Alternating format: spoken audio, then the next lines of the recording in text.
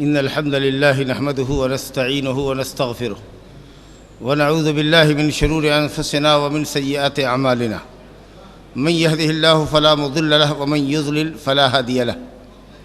وأشهد أن لا إله إلا الله وحده لا شريك له وأشهد أن محمدًا عبده ورسوله صلى الله عليه وعلى آله وصحبه وسلم تسليما كثيرا. أما بعد فإن خير الحديث كتاب الله وخير الهدي هدي محمد صلى الله عليه وسلم وشر الأمور محدثاتها وكل محدثة بدعة وكل بدعة ضلالة وكل ضلالة في النار. أعوذ بالله من الشيطان الرجيم. فلا وربك لا يؤمنون حتى يحكموك فيما شجر بينهم ثم لا يجدوا في أنفسهم حرجا مما قضيت ويسلموا تسليما. وقال النبي المصطفى صلى الله عليه وسلم: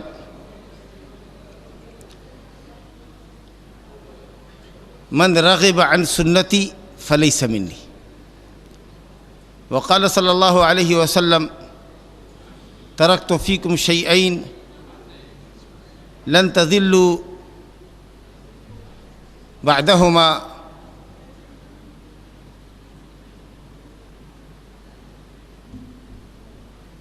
تركت فيكم شيئين لن تضلوا بعدهما کتاب اللہ و سنتی. محترم علماء کرام، عمائدین جماعت، بزرگان دین، نوجوانان اسلام، خواتین ملت، السلام علیکم ورحمۃ اللہ وبرکاتہ. پہلی مرتبہ پہاڑ کے دامن میں واقع اس خوبصورت گاؤں پانگلولی، ضلع رائے گڑھ کی جامع مسجد میں حاضری کی سعادت نصیب ہوئی ہے.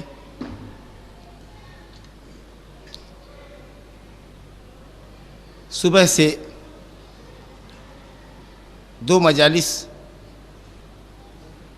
اس کانفرنس توحید و سنت کی ہو چکی ہیں.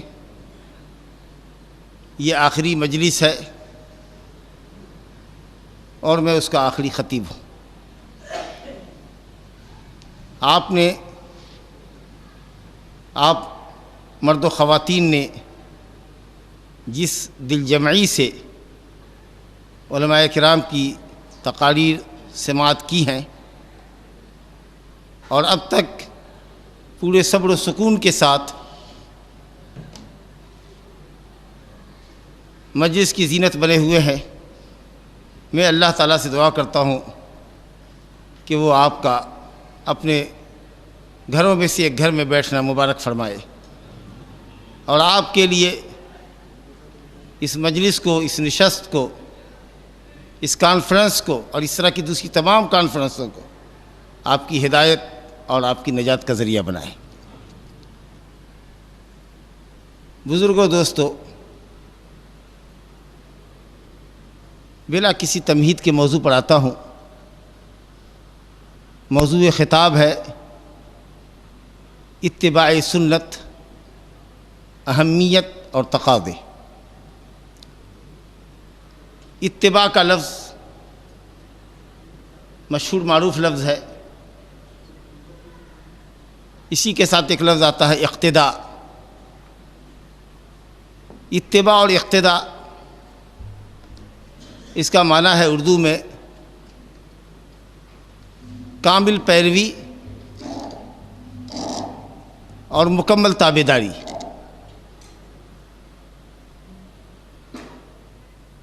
کسی چیز کے پیچھے لگنا، نشان قدم کی پیروی کرنا، گویا کامل اور مکمل پیروی اور تابعداری کا نام ہے اتباع.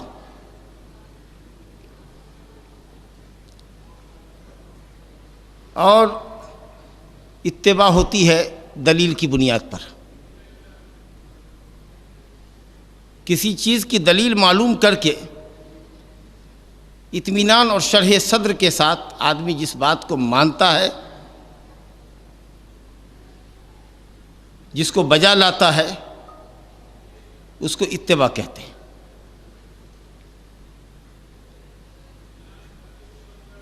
اور اس کے مقابلے میں دو لفظ آتا ہے، اتباع کی ضد کہہ لیجیے. ایک لفظ ہے تقلید اور دوسرا لفظ ہے ابتداع. اتباع اس کی ضد ہے ابتداع. بغیر دلیل معلوم کیے ہوئے کسی عمل کو انجام دینا عبادت سمجھ کر ابتداع، بدعت ایجاد کرنا. جہاں اتباع نہیں ہوگا وہاں لازماً ابتداع ہوگا. اگر کسی کی زندگی میں پیروی نہیں ہے قرآن اور سنت کی تو لازماً وہ شخص بدعتی ہوگا. اللہ تعالیٰ فرماتا ہے فَإِن لَّمْ يَسْتَجِيبُوا لَكَ فَاعْلَمْ أَنَّمَا يَتَّبِعُونَ أَهْوَاءَهُمْ. اے نبی، اگر لوگ آپ کی بات نہ مانیں، آپ کی بات کو بلا چون و چرا تسلیم نہ کریں، تو اس کا صاف مطلب یہ ہے کہ وہ اپنے نفس کے پیروکار ہیں، خواہش نفس کے پیروکار ہیں. تو اگر اتباع نہیں ہے زندگی میں اور اہتداء نہیں ہے اور اللہ اور اس کے رسول کی استجابت نہیں ہے تو لازماً اتباع ہوا، خواہشات کی پیروی ہوگی. اتباع دلیل کے اوپر ہوتی ہے، اور اگر غیر نبی کی بات بغیر دلیل معلوم کیے ہوئے قبول کر لیں، مان لیں. مثلا آپ میری بات بغیر دلیل معلوم کیے ہوئے اور دلیل کی صحت معلوم کیے بغیر آپ میری بات مان لیں، صرف اس بنیاد پر کہ ہم بڑے مولانا ہیں اور ہم قرآن حدیث سے ہی بولتے ہوں گے، خوش فہمی ہے آپ کو، خوش اعتقادی ہے ہم کو، آپ کو ہم سے، چلیے مان لیجئے آپ کی نگاہ میں ہم امام اعظم ہیں، امام اکبر ہیں، اور آپ ہماری بات کو بلا چون و چرا مانتے ہیں بغیر دلیل معلوم کیے ہوئے کہ یہ شخص جو کہہ رہا ہے اس کی بات پر دلیل قرآن اور حدیث صحیح سے ہے کہ نہیں ہے، تو آپ ہماری تقلید کر رہے ہیں. غیر نبی کی بات یاد رکھیے، غیر نبی کی بات، کیونکہ نبی کی بات خود دلیل ہے، اللہ کی بات خود دلیل ہے. تو اللہ اور اس کے رسول کے علاوہ دنیا میں کوئی بھی شخص ہو، اگر اس کی بات آپ مانتے ہیں اور اس کی بات مؤید من الدلیل نہیں ہے، دلیل سے مؤید نہیں، اپرووڈ نہیں ہے، تو آپ اس شخص کی تقلید کرتے ہیں. اتباع جو دلیل کے اوپر ہوتی ہے واجب ہے، اور بلا دلیل غیر نبی کی بات ماننا تقلید ہے جو حرام ہے. رب العالمین فرماتا ہے ایک ہی آیت میں اتباع کا بھی حکم دے رہا ہے اور تقلید سے بھی منع فرما رہا ہے. سورہ اعراف آیت نمبر 3 میں اللہ تعالیٰ فرماتا ہے اتبعوا ما انزل الیکم من ربکم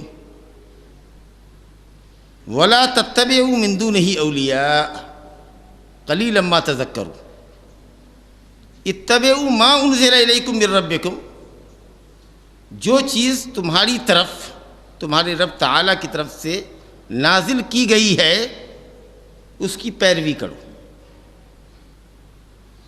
گویا جو چیز اللہ تعالیٰ کی طرف سے نازل کردہ ہے، جو اللہ رب العالمین کے نازل کردہ احکام ہے، جو اللہ رب العالمین کی نازل کردہ شریعت ہے، یعنی قرآن مجید اور نبی صلی اللہ علیہ وسلم کی وہ احادیث جو صحیح سند سے منقول ہیں، ان کی پیروی کرو. یہ ہوا اتباع. کیوں؟ اس لیے کہ وہ منزل من اللہ، اللہ کی طرف سے نازل کردہ. اور اللہ تعالیٰ کی طرف سے جو چیز نازل ہوئی ہے وہ صرف قرآن مجید اور نبی صلی اللہ علیہ وسلم کی حدیث ہے۔ دوسرے جملے میں اللہ فرما رہا ہے وَلَا تَتَّبِعُوا مِن دُونِهِ أَوْلِيَاءَ، اور اللہ کے علاوہ اولیاء کی اتباع نہ کرو۔ اولیاء سے مراد حافظ ابن کثیر اور دوسرے مفسرین نے لکھا متبوعین، جن کی پیروی کی جاتی ہے دنیا میں۔ اللہ اور اس کے رسول کے علاوہ دنیا میں جس کسی کی بھی پیروی کی جاتی ہے، اور جس کی پیروی پر دلیل نہ ہو، جس کے قول پر دلیل نہ ہو، اللہ تعالیٰ کہتا ہے کہ اس کی بات مت مانو۔ منزل من اللہ شریعت، قرآن اور حدیث کے مقابلے میں اگر کوئی کچھ کہتا ہے، چاہے وہ کتنا ہی بڑا عالم شیخ طریقت کیوں نہ ہو، امام وقت کیوں نہ ہو، جس کی لوگ بات مانتے ہیں، لیکن ان باتوں کو نہ مانو جو منزل من اللہ کے مقابلے میں، یعنی آنکھ بند کر کے کسی کی بات ماننا دلیل معلوم کیے بغیر، اور یہ سمجھنا کہ ان کی ہر بات سے یہ اتنے بڑے امام اور عالم ہے، یہ کبھی قرآن اور سنت سے ہٹ کے کہہ ہی نہیں سکتے۔ گویا نعوذ باللہ ان سے کوئی غلطی مسائل کے اندر ہو ہی نہیں سکتی، شریعت کی کوئی حدیث کوئی حکم ان سے مخفی ہو ہی نہیں سکتا۔ یہ جو خوش اعتقادی ہے اہل تقلید کے اندر، اپنے ائمہ مقلدین کے تعلق سے جن کی وہ تقلید کرتے ہیں، اور ضرورت محسوس نہیں کرتے کہ دلیل معلوم کریں کہ ان کی بات پر دلیل ہے کہ نہیں ہے، اور جو دلیل ہے وہ صحیح ہے کہ ضعیف ہے، حدیث صحیح ہے کہ ضعیف ہے، یا جس قول پر دلیل ہے وہ دلیل قیاسی ہے کہ قرآن اور سنت سے مؤید ہے، کہیں ان کے مسئلے پر قیاس ہو جو کسی صحیح حدیث سے ٹکراتا ہو، یہ سب کی کوئی آپ ضرورت محسوس نہیں کرتے۔ جس کو تقلید کہتے ہیں، اللہ رب العالمین نے اسی آیت میں سورہ اعراف کی آیت نمبر 3 میں منع فرمایا وَلَا تَتَّبِعُوا مِن دُونِهِ أَوْلِيَاءَ، اللہ کے علاوہ کسی متبوع کی، کسی مقتدا کی، کسی عالم کی جس کی دنیا پیروی کرتی ہے نہ کرو، اللہ کی شریعت کے مقابلے میں اس کی پیروی نہ کرو۔ قلیلا ما تذکرون، لیکن تم لوگ بہت کم نصیحت حاصل کرتے ہو، بہت تھوڑے لوگ ہو جو منزل من اللہ شریعت کے دائرے میں اپنے کو رکھتے ہو۔ بہت سارے لوگ شریعت کی پرواہ کیے بغیر دوسروں کی باتیں مانتے ہیں۔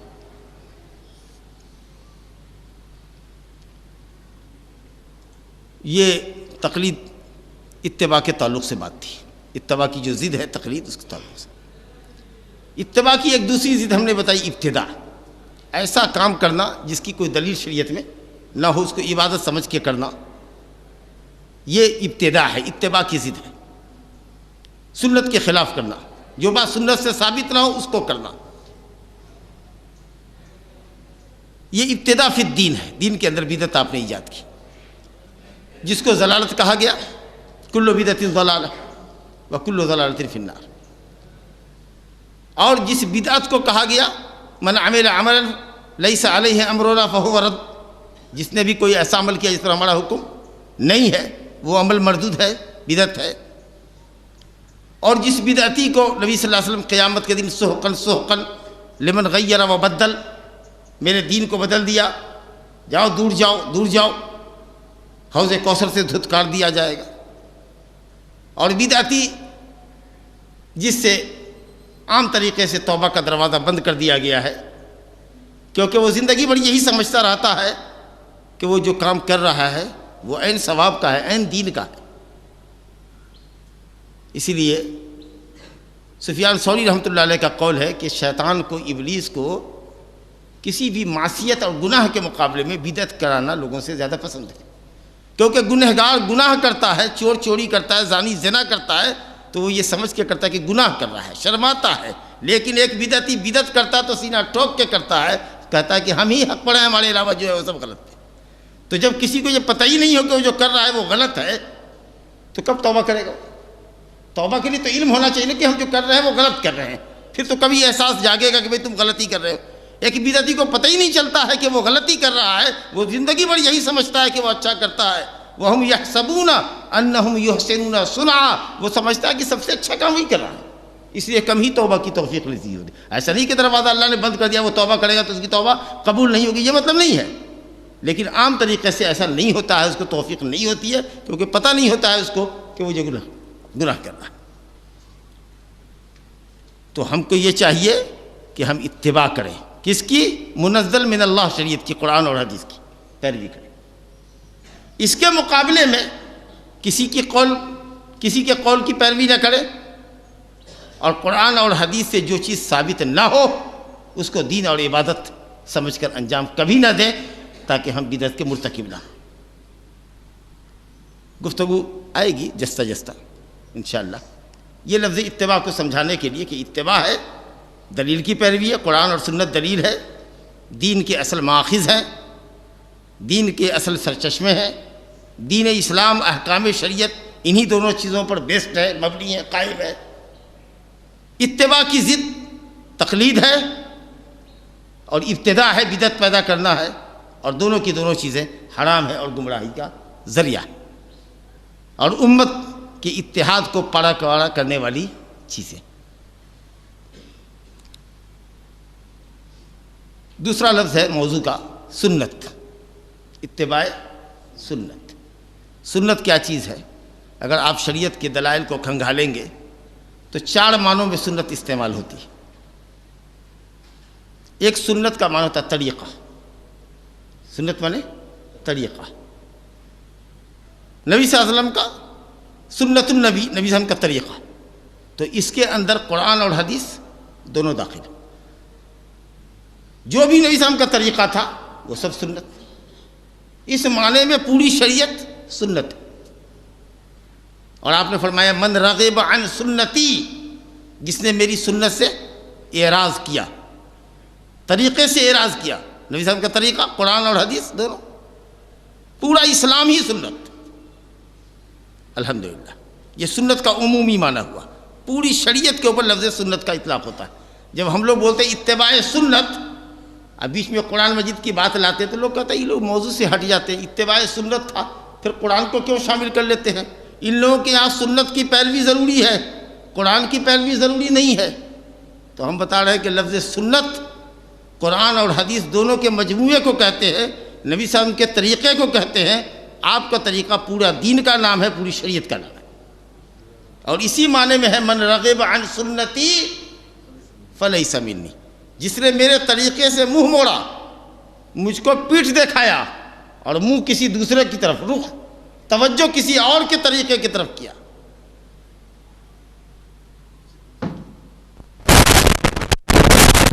جی اس پہ بیٹھے.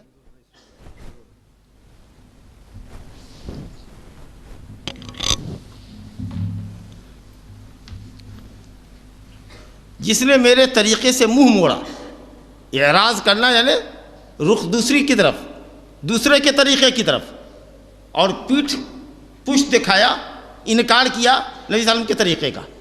غور کیجیے گا لفظ اعراض پر، فلیس منی، وہ میرا امتی نہیں. ظاہر ہے کہ اس لفظ سنت کے اندر پوری شریعت داخل ہے، قرآن اور حدیث. اور اسی لیے حضرت عطا ابن ابی رباح حضرت عبداللہ بن عباس کے شاگرد ہیں، ان سے کسی نے پوچھا اطاعت رسول کا کیا مطلب ہے؟ اطاعت رسول ہم لوگ کیا ایک مضمون ہوتا ہے خاص اطاعت رسول. تو انہوں نے کہا اطاعت رسول یعنی اتباع الکتاب والسنہ. اطاعت رسول کا مطلب صرف یہ نہ سمجھو گے کہ صرف حدیث کی بات کریں گے، قرآن کی بات کریں گے تو اطاعت رسول کیا؟ ارے نہیں، اطاعت رسول کہتے ہیں اطاعت الکتاب والسنہ، اتباع الکتاب والسنہ. یہ تابعی حضرت عطا کہتے ہیں کہ اتباع رسول کا مطلب قرآن اور حدیث دونوں کی پیروی کرنا. اور اسی لیے جب کوئی اپنے کو کہتا ہے، اور یہ بہت بڑا لقب ہے، بہت بڑا لقب ہے کہ کوئی اپنے کو یہ کہے کہ ہم اہل السنہ ہیں، اہل الحدیث ہیں، تو اس کا مطلب ہے کہ قرآن والا ہے، حدیث والا ہے، اس کا ہر عمل قرآن اور حدیث کے مطابق ہے اور ہونا چاہیے. مسلمان ہونا تو بڑی بات ہے، چھ جائے کہ اہل الحدیث ہونا یہ تو بہت اونچی چیز ہے.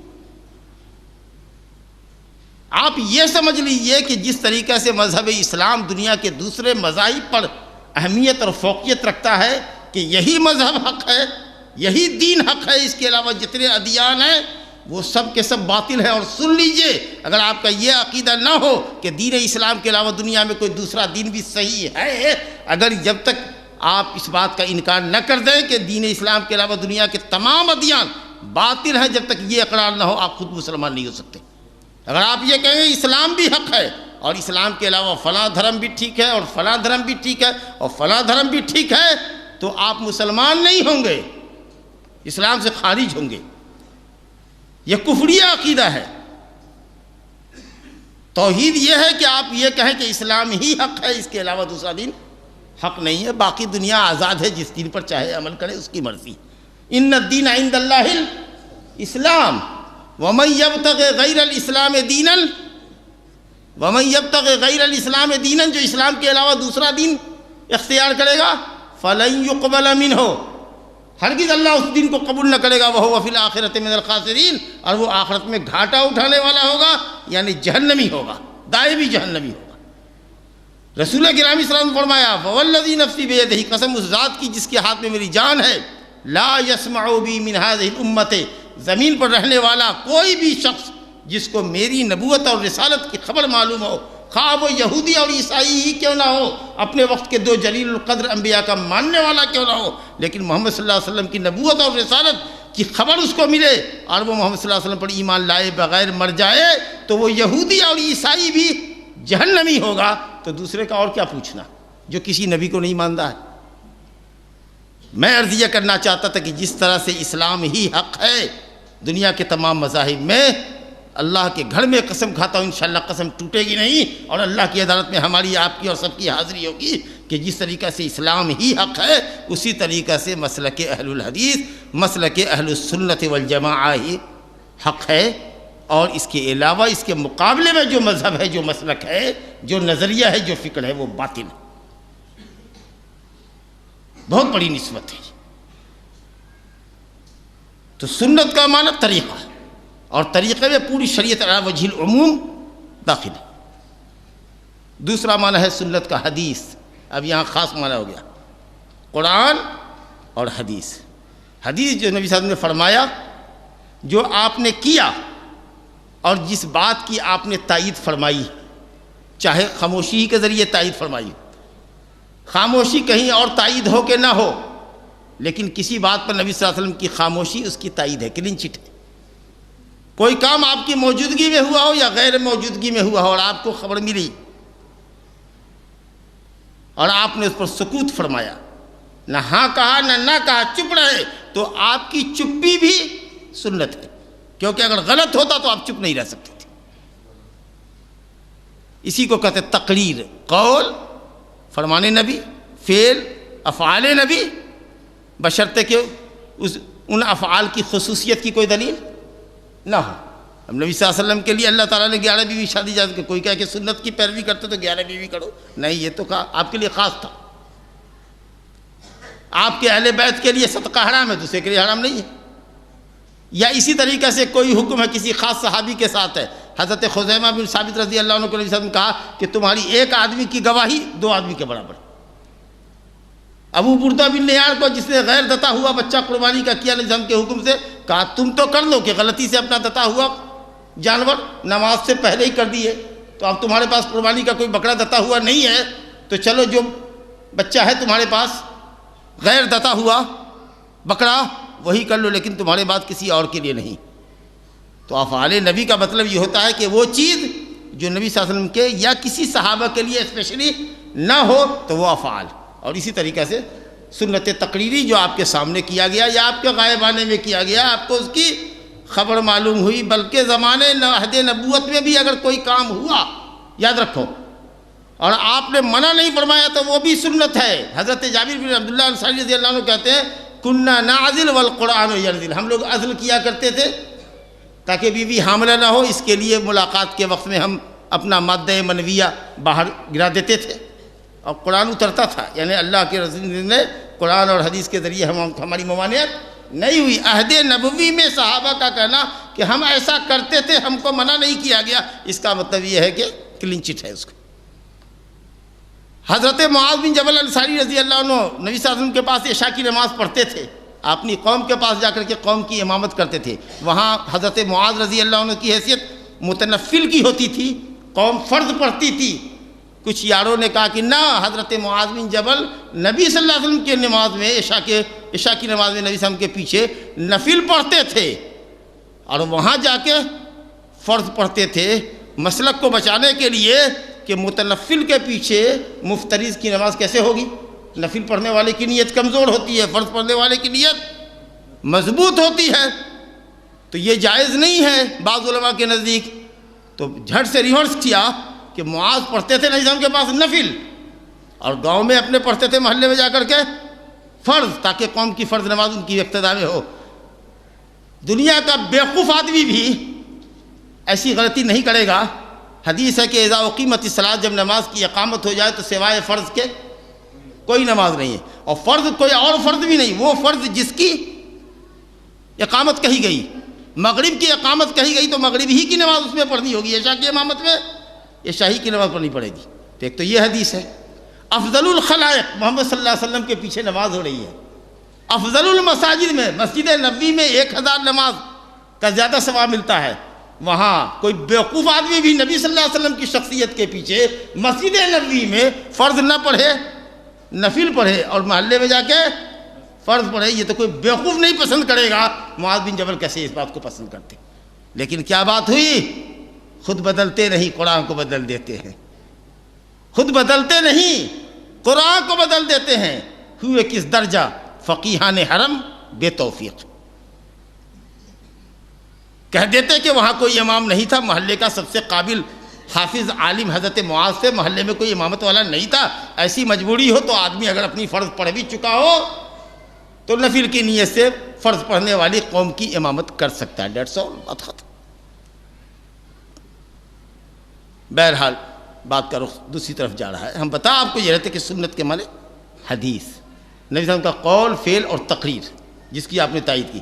ہم لوگ کہتے ہیں، اچھا ہم اصل یہ مثال اس بات پہ لائے کہ لوگ یہ کہتے ہیں کہ کیسے سمجھا تم نے کہ حضرت معاذ بن جبل انصاری رضی اللہ عنہ نماز وہاں پڑھاتے تھے، نبی صلی اللہ علیہ وسلم کو معلوم نہیں ہوا؟ اگر معلوم ہوتا تو آپ منع کر دیتے۔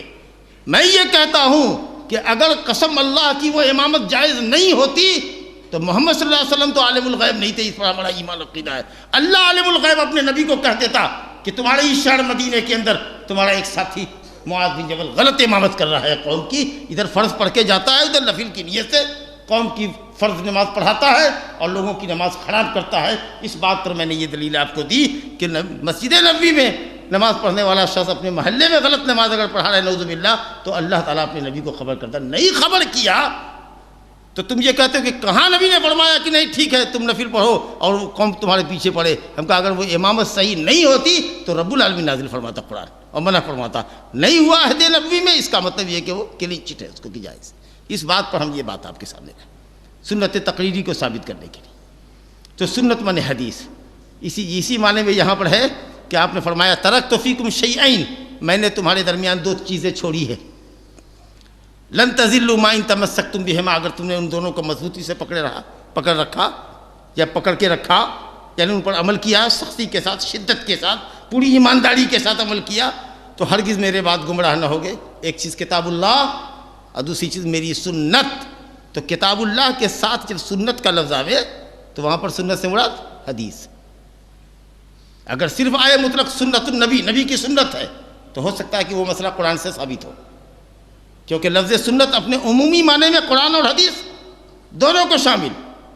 اگر قرآن کے ساتھ آئے، قرآن اور سنت کی پیروی کرو، تو قرآن سے مراد، کتاب سے مراد قرآن اور سنت سے مراد حدیث۔ ماشاءاللہ۔ تیسرا معنی ہے سنت کا، جو نبی صلی اللہ علیہ وسلم سے ثابت ہو اور اس کی ضد آتی ہے بدعت، ایسی عبادت، ایسا عمل جس کو ثواب کے لیے کیا جائے اس پر کوئی دلیل نہ ہو، اس کو کہتے ہیں بدعت۔ اور جس قول پر، جس عمل پر دلیل ہو قرآن اور حدیث سے، اس کو کہتے ہیں سنت۔ تو یہاں سنت بدعت کے مقابلے میں آئی۔ ایک سنت عمومی طور پر پوری شریعت کو شامل ہے، قرآن حدیث دونوں کو۔ ایک سنت جب کتاب اللہ کے ساتھ آوے تو حدیث کے معنی میں، اور یہاں تیسرا معنی بتا رہے ہیں کہ سنت بدعت کے مقابلے میں جو سنت ہے ثابت ہے دلیل سے وہ سنت، جو دلیل سے ثابت نہیں ہے وہ بدعت۔ دلیل نبی صلی اللہ علیہ وسلم نے فرمایا علیکم بسنتی وسنت الخلفاء الراشدین المہدیین من بعدی، میری سنت پر عمل کرنا اور میرے بعد خلفاء راشدین کی ہدایت یافتہ نیک خلفاء کی، ابو بکر عمر عثمان علی رضی اللہ عنہ کی۔ اور اس کے بعد فرمایا وَإِيَّاكُمْ وَمُحْدَثَاتِ الْأُمُورِ، خبردار اس سے آگے مت بڑھنا، دین میں نیا کام مت کرنا۔ گویا جو کام نبی صلی اللہ علیہ وسلم نے نہیں کیا اور خلفائے راشدین نے نہیں کیا اس کو عبادت سمجھ کے کرنا، دین سمجھ کے انجام دینا، یہ محدثات الامور ہے، بدعت ہے۔ اور آپ نے فرمایا کل بدعت ضلالہ، تو یہاں پر آپ نے سنت کا ذکر کیا کہ سنت کی پیروی کرو، اور اس کے بالمقابل آپ نے فرمایا کہ کس چیز سے اجتناب کرو؟ بدعت سے۔ تو سنت بدعت کے مقابلے میں جو آتی ہے اس کو سنت، یہ سنت ہے یہ بدعت ہے، آپ بولتے ہیں نا یہ سنت ہے یہ بدعت ہے، تو سنت کے مقابلے میں بدعت آتی ہے۔ اور ایک سنت فقہا کی سنت ہوتی ہے، مسواک کرنا کیا ہے؟ سنت ہے، یعنی سنت کا مطلب کہ مستحب ہے، افضل ہے، کر لو تو ثواب، نہ کرو تو گناہ نہیں۔ فرض نماز ظہر کی 4 رکعت ہے، لیکن اس سے پہلے کی 2 یا 4 رکعت اور اس کے بعد کی 2 رکعت کیا ہے؟ سنت ہے، پڑھ لو تو ثواب، نہ پڑھو تو گناہ نہیں۔ تو سنت فقہا کی اصطلاح میں واجب کے مقابل آتا ہے، واجب جس کا کرنا کمپلسری ہے، نہ کرو گے تو گنہگار ہوگے۔ اس سے نیچے ہے کہ جس کا کرنا باعث ثواب، نہ کرنا باعث گناہ نہیں۔ تو سنت بمعنی مستحب کی۔ یہ 4 اطلاقات ہیں لفظ سنت کی۔ اتباع سنت۔ اب آئیے، یہ لفظ اتباع لفظ سنت کے تعلق سے کچھ باتیں تھیں جو آپ کے سامنے لائیے۔ ضروری نہیں ہے کہ گفتگو بالکل مرتب ہو،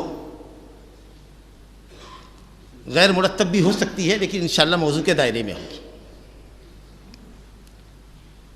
اتباع سنت کی اہمیت، موضوع چونکہ بڑا ہے اور تقاضے بھی ذکر کرنے ہیں اور وقت محدود ہے، اس لیے پوائنٹ کی شکل میں اہمیت کو آپ کے سامنے لاتے ہیں تاکہ بات کا سمجھنا، میرے لیے سمجھانا اور آپ کے لیے سمجھنا انشاءاللہ آسان ہو جائے۔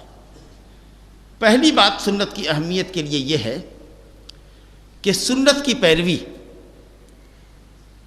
ہمارے کسی بھی دینی عمل کی قبولیت کے لیے شرط اولین ہے۔ اگر ہمارے کسی بھی دینی عمل پر سنت کی دلیل نہ ہو، یعنی قرآن اور حدیث کی دلیل نہ ہو، تو وہ عمل ہمارا باطل ہے، باطل۔ اور نہ صرف یہ کہ وہ عمل باطل ہوگا، بلکہ ایسا شخص جو سنت سے ہٹ کے عمل کرتا ہے، جس قدر زیادہ عمل کرتا چلا جائے گا اسی قدر اللہ کی رحمت سے دور ہوتا چلا جائے گا۔ اس لیے دنیا میں سب سے زیادہ اللہ کی رحمت سے دور کون ہے؟ بدعتی، یعنی جو لادین ہے، جو غیر مذہب ہے، مشرک ہے، اس کا تو ذکر چھوڑو۔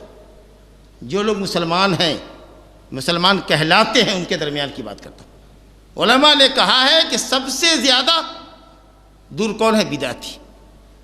اس کو ایسے سمجھیے، یہاں سے بمبئی کا راستہ مثال کے طور پر پچھم کو جاتا ہے، پچھم جاؤ تو بمبئی جاتے، مثال کے طور پر، ہم کو سمت کا اندازہ نہیں، ایک مثال سپوز کیجیے۔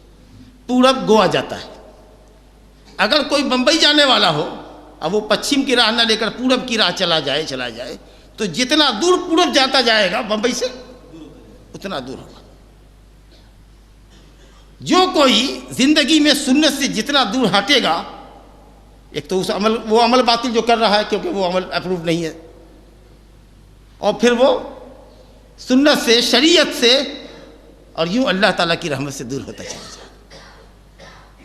پیارے نبی صلی اللہ علیہ وسلم نے فرمایا من عمل عملا لیس علیہ امرنا فہو رد، جس نے بھی کوئی عمل کیا جس پر ہمارا حکم نہیں ہے، جس پر مہر نبوت ثبت نہیں ہے، وہ عمل مردود ہے۔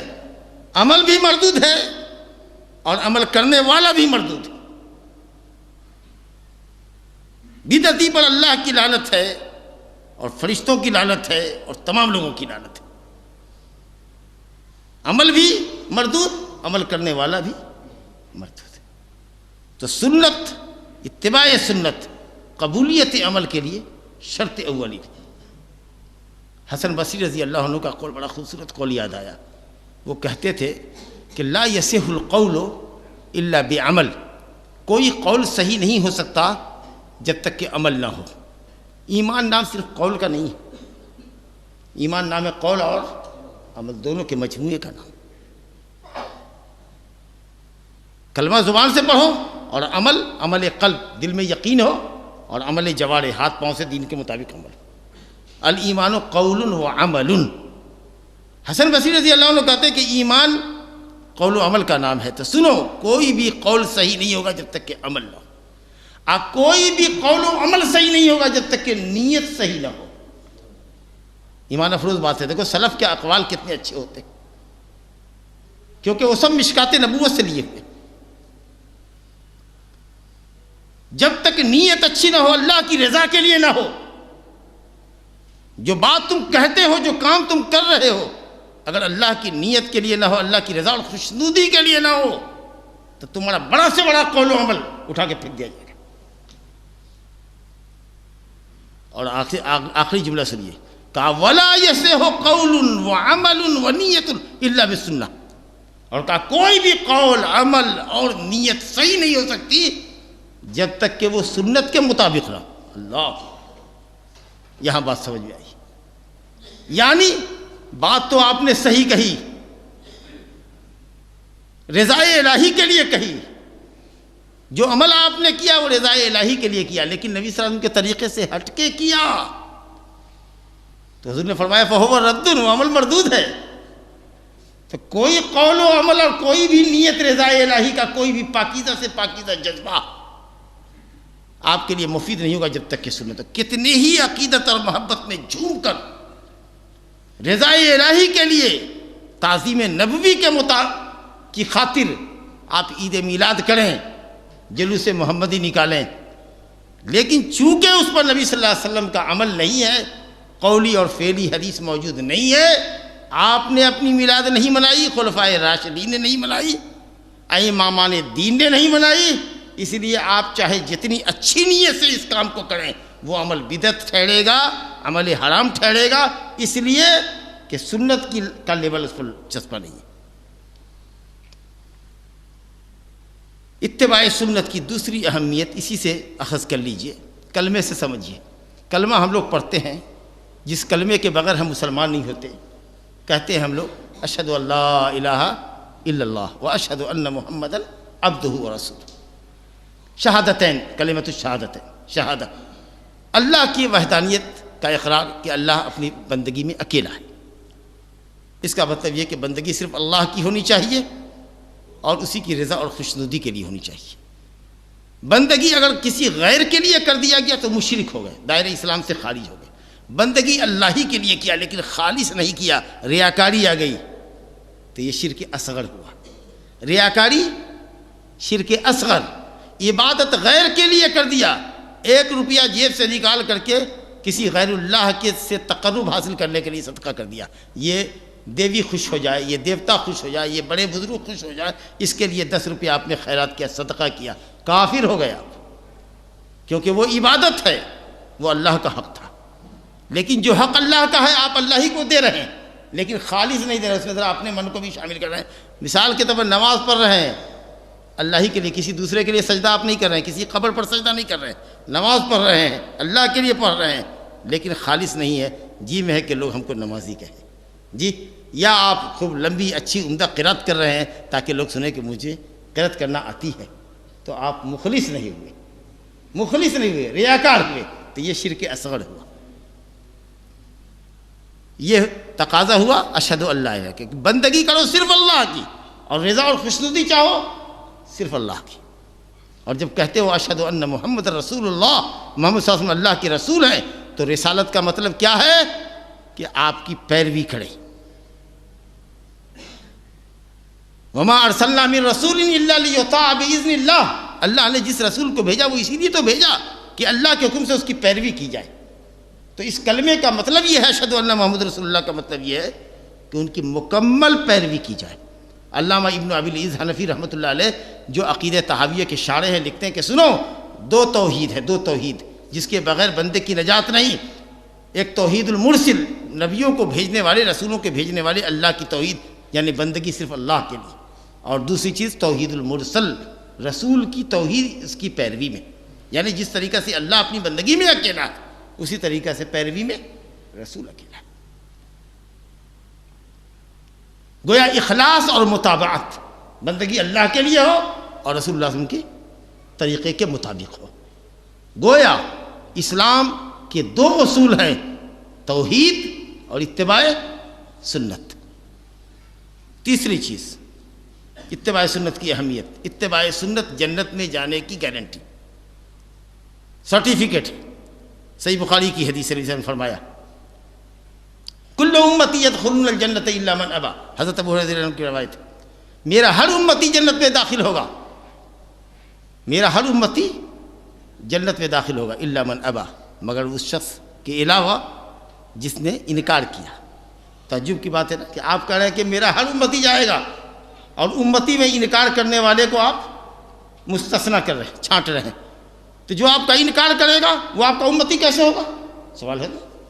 تو صحابہ نے کہا قالوا وکیف یأبی یا رسول اللہ، کیسے کوئی آپ کا امتی بھی کہلائے گا اور آپ کا انکار بھی کرے گا؟ آپ نے کہا من اطاعنی دخل الجنہ، جو میری کامل مکمل بلا چون و چرا پیروی کرے گا وہ میرا امتی ہوگا حقیقی، وہ جنت میں جائے گا۔ ومن عصانی، امتی تو کہلائے گا میرا لیکن میری اطاعت نہیں کرے گا، میری سنت کی پیروی نہیں کرے گا، نافرمانی کرے گا، سنت کو ٹھیکا دکھائے گا اور سنت کے مقابلے میں دوسرے اقوال اور فرمودات اور طریقوں کو پسند کرے گا، میرا طریقہ چھوڑے گا، دوسرے کا طریقہ لے گا، تو کہلاتا تو ہے میرا لیکن ہے نہیں میرا، وہ تو انکار ہی کرنے والا ہے، چاہے لاکھ زبانی جمع خرچ کرے کہ وہ رسول کا امتی ہے صلی اللہ علیہ وسلم کا، لیکن وہ میرا امتی ہے۔ اتباع سنت کی چوتھی اہمیت، اتباع سنت اس بات کی دلیل ہے، علامت ہے کہ آپ کو اللہ سے محبت ہے۔ اتباع سنت محبت الہی کے دعوے کا ثبوت ہے۔ دیکھیے قرآن مجید کہتا ہے سورہ آل عمران میں قل ان کنتم تحبون اللہ فاتبعونی یحببکم اللہ ویغفر لکم ذنوبکم واللہ غفور رحیم۔ کہہ دیجئے اے نبی لوگوں کو جو دعویٰ کرتے ہیں کہ انہیں اللہ سے محبت ہے، تو کہیے ان لوگوں سے جو اللہ کی محبت کا دم بھرتے ہیں، ان کو کہیے کہ ثابت کرنا پڑے گا اللہ کی محبت کو میری پیروی سے۔ اگر میری پیروی کرو گے تو سمجھیں گے کہ تم کو اللہ سے محبت ہے۔ اللہ اکبر، قربان جاؤ۔ اللہ رب العالمین نے اپنی محبت کی دلیل نبی کی پیروی کو بنایا، کہا جو کوئی میرے نبی کا پیروکار ہے، جو جتنا بڑا سنت کا متبع ہے، وہ اتنا بڑا اللہ سے محبت کرنے والا ہے۔ فاتبعونی، میری پیروی کرو۔ اور صرف اتنا ہی نہیں، جس جہاں نبی صلی اللہ علیہ وسلم کی پیروی کو محبت الہی کی دلیل بنایا گیا، اگر آگے کا لفظ دیکھیے، یہی پیروی رسول اب تم کو اللہ کا محبوب بنا دے گی۔ یحببکم اللہ، فاتبعونی یحببکم اللہ، اللہ اب تم سے محبت کرے گا۔ حسن بصری رضی اللہ عنہ کا ہی رحمۃ اللہ علیہ کا قول ہے، اور بھی دوسرے سلف علماء کا قول ہے، کمال یہ نہیں ہے کہ آدمی محبت کرنے والا ہو، کمال یہ ہے کہ اس سے محبت کی جائے۔ محبوب کا مقام محب سے اعلیٰ ہوتا ہے، محبوب کے لوگ ناز برداری کرتا ہے۔ کار نبی کی پیروی کر لو، اللہ تم سے محبت کرے گا، تم اللہ کے محبوب ہو جاؤ گے۔ ابھی تک کہہ رہے تھے کہ نہیں میں اللہ سے محبت کرتا ہوں، اللہ میرا محبوب، میں اس سے محبت کرنے والا۔ اللہ نے دو فائدہ دیا، کہا میرے نبی کی کامل پیروی کر دو، محبت الہی کا دعویٰ تمہارا سدھ ہوگا، صحیح ہوگا، اور اللہ اب تم سے محبت کرے گا، تم اس کے محبوب ہو جاؤ۔ وَيَغْفِرْ لَكُمْ ذُنُوبَكُمْ، یہ بونس پوائنٹ سب ہے، وَيَغْفِرْ لَكُمْ ذُنُوبَكُمْ، اور تمہارے گناہوں کو بخش دے گا، وَاللَّهُ غَفُورٌ رحیم۔ لیکن اگر ایسا نہ ہوا، نبی کی پیروی نہ ہوئی، کسی غیر نبی کی پیروی ہو رہی ہے، آنکھ بند کر کے غیر نبی کی تقلید ہو رہی ہے، تو سن لو، قل، آگے کی آیت نمبر 32 سورہ آل عمران، قل اطیعوا اللہ والرسول فإن تولوا فإن اللہ لا يحب الکافرین، کہہ دیجئے کہ اللہ کی اطاعت کرو، رسول کی اطاعت کرو، اگر اللہ اور اس کے رسول کی اطاعت سے انحراف کرتے ہو تو اللہ کافروں کو محبت نہیں رکھتا۔ اللہ اور اس کے رسول کی اطاعت سے انحراف کرنا کافروں کا شیوا ہے۔ اس سے بڑی وعید کیا ہو سکتی ہے؟ سوچیے، جب اطاعت رسول محبت الہی کی دلیل بنی، تب محب رسول بننے کے لیے رسول کی پیروی کتنی ضروری ہوگی؟ اللہ کی محبت کے لیے رسول کی پیروی ضروری ہوئی، تو رسول اللہ صلی اللہ علیہ وسلم کی محبت کے لیے رسول اللہ کی پیروی بدرجہ اولا نہ ہوگی؟ ارے جس نبی کی پیروی کو اللہ نے اپنی محبت کی دلیل بنایا، نبی صلی اللہ علیہ وسلم کی محبت جو ہمارے لیے واجب ہے، اس کی دلیل بھی کیا ہوگی؟ پیروی بدرجہ اولا بڑھ کے۔ نبی صلی اللہ علیہ وسلم نے فرمایا لا یؤمن احدکم، متفق علیہ روایت ہے، حتی اکون احب الیہ من والدہ وولدہ والناس اجمعین، تم میں کا کوئی بھی شخص مومن نہیں ہو سکتا، جنت میں نہیں جا سکتا جب تک کہ وہ مجھ کو اپنے باپ پر، اپنے بیٹے پر، اپنی اولاد پر اور دنیا کے تمام انسانوں پر ترجیح نہ دے اور مجھ سے سب سے زیادہ محبت نہ کر لے، حتیٰ کہ اپنی جان سے زیادہ مجھ سے محبت نہ کر لے۔ تب نبی صلی اللہ علیہ وسلم کی محبت کا دم بھرنے والے لوگ ہیں، خوب عاشق رسول، محبان رسول کہلاتے ہیں اپنے آپ کو۔ تو اس کا ثبوت، اس کی تائید کیسے ہوگی؟ اس دعوے کی دلیل، محبت کے دعوے میں حقیقت کم ہوتی ہے، افسانے زیادہ ہوتے ہیں، حقیقت کم ہوتی ہے اور دعوے بہت ہوتے ہیں، محبت کے دعوے لمبے لمبے ہوتے ہیں۔ دلیل رسول کی پیروی، جب اللہ نے اپنی محبت کی دلیل نبی کی پیروی کو بنایا، تو نبی صلی اللہ علیہ وسلم کی محبت کی دلیل محمد صلی اللہ علیہ وسلم کی پیروی بدرجہ اولا ہوگی۔ اور قرآن مجید کے اندر 33 مقام پر، ہو سکتا ہے گنتی میں غلطی ہو، 31 نکل جائے، 33 نکل جائے، مگر مجھے میرا حافظہ جو کام کرتا ہے، 33 مقام پر اطاعت رسول کا ذکر ہے، 33 مقام پر۔ ان نصوص کی بجا آوری کا بھی یہی طریقہ ہے کہ جو شریعت اللہ کے نبی لائے ہیں، جن عوامر کے بجا آوری کا حکم دیا ہے ہم ان کو بجا لائیں، اور جن سے آپ نے ہم کو روکا ہے ان سے رک جائیں، جبھی نہ نص پر عمل ہوگا۔ اب دیکھیے رب العالمین فرماتا ہے، 2-3 آیت آپ کے سامنے رکھتے ہیں، وما آتاکم الرسول فخذوہ وما نہاکم عنہ فانتہوا، جو کچھ رسول صلی اللہ علیہ وسلم کو دے۔ آیت اتری تھی کسی خاص موقع پر، مال کی تقسیم کا مسئلہ تھا، مال بنی نذیر کی تقسیم کا۔ آیت کے نزول کا سبب خاص ہے لیکن استدلال عام ہے، جو بھی کچھ رسول اللہ صلی اللہ علیہ وسلم دے، جو فرمان فرمائے، جو حکم فرمائے اس کو لو، اور جس چیز سے بھی روکیں، جس کام سے روکیں، جس بات سے روکیں، جس عقیدے سے روکیں، اس سے باز رہو۔ اگر ایسا نہیں کرتے ہو تو اللہ تعالیٰ شدید العقاب ہے، سخت وارننگ۔ کتنی تاکید ہوئی اور اس کے ساتھ سخت وارننگ۔ رب العالمین فرماتا ہے فَلَا وَرَبِّكَ لَا يُؤْمِنُونَ حَتَّىٰ، یہ مشہور آیت جو ہم نے پڑھی ہے، سورہ نساء آیت نمبر 65۔ اللہ تعالیٰ اپنی ذات مقدس کی قسم کھا کے کہہ رہا ہے کہ اے نبی تیرے رب کی قسم ہے۔ اللہ کو قسم کھانے کی ضرورت پڑتی کسی بات کو بتانے کے لیے اور سمجھانے کے لیے؟ اس کی اہمیت کا آپ اندازہ کیجئے، کیا ضرورت پڑی ہے رب العالمین کو قسم کھانے کی؟ اس سے بڑھ کے سچا کون ہے؟ لیکن وہ اصدق القائلین، کہنے والوں میں سب سے سچا، اپنی ذات کی قسم کھا کر آپ کو یقین دلا رہا ہے کہ جب تک اپنے اختلافی مسائل میں محمد صلی اللہ علیہ وسلم کو جج نہ بناؤ گے اور دربار رسالت صلی اللہ علیہ وسلم سے جو فیصلہ ہوگا اس کو بلا چون چرا قبول نہ کرو گے اور اس پر عمل آوری نہ کرو گے، وَيُسَلِّمُ تسلیما، مکمل امپلیمنٹ نہیں جب تک کرتے ہو کمپلیٹلی، اس وقت تک تو مومن نہیں ہو سکتے۔ فَلَا وَرَبِّكَ لَا يُؤْمِنُونَ، مومن نہیں ہو سکتے۔ جج مانو آپ کو، فیصلے لے چلو، وہاں فیصلے لے چلو دربار، جہاں فیصلہ ملے اس کو بلا چون چرا قبول کرو۔ دیکھیے یہ آج لوگوں کے سامنے اختلافی مسائل آتے ہیں نا، بھئی کیا حق ہے، بہت اختلافی چیز ہے، آپ کے دماغ میں ہم زیادہ انتشار نہیں لانا چاہتے، یہ حق ہے یا یہ حق ہے۔ مثال کے طور پر موٹی مثال ہے، ناف کے نیچے ہاتھ باندھنا ہے یا سینے پہ ہاتھ، ایک مسئلہ ہے، کیا حق ہے؟ دونوں بیک وقت حق نہیں ہو سکتا۔ ایک مسئلے میں ایک عالم کہتا ہے حلال ہے، دوسرا کہتا ہے حرام۔ اب سوچ لیجیے، بالکل جسٹ اپوزٹ۔ کوئی چیز حلال ہوگی تو وہ حرام نہیں ہو سکتی، اور جو چیز حرام ہوگی وہ حلال نہیں ہو سکتی۔ ایک عالم حلال کہہ رہا ہے، ایک آدمی حرام کہہ رہا ہے، ظاہر کہ وہ کوئی ایک ہی چیز ہوگی، لیکن کہاں سے کس کی بات صحیح ہوگی؟ اس لیے آپ کی بات مان لیں کہ آپ امام اعظم کے لقب سے ملقب ہیں. اللہ رسول نے آپ کو لقب دیا امام اعظم کا، اور کسی کو امام اصغر کا لقب دیا اللہ رسول نے. کیوں بات مانیں؟ کیا کرائٹیریا ہونی چاہیے؟ کس کی بات مانیں گے؟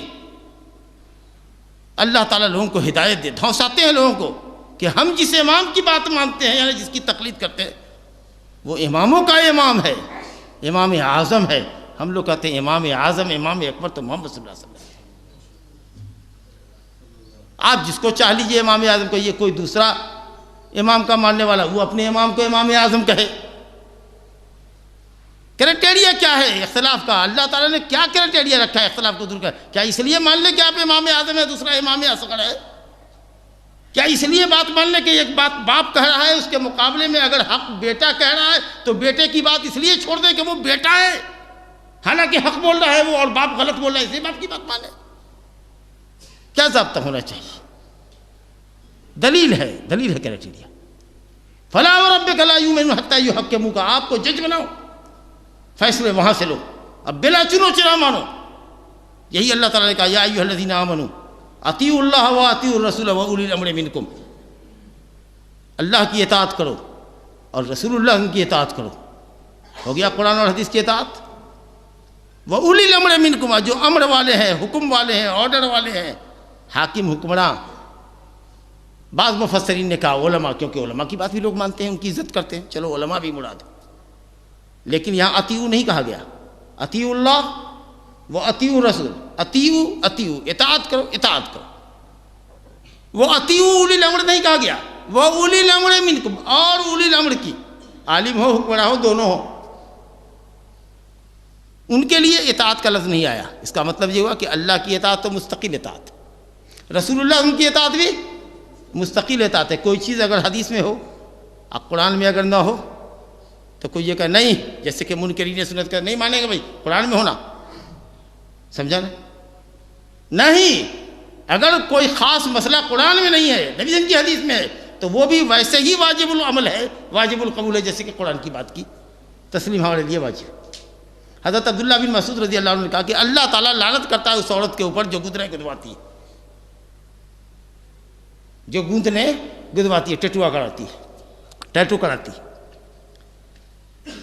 یا بھون چھلواتی ہے، باریک کرواتی ہے.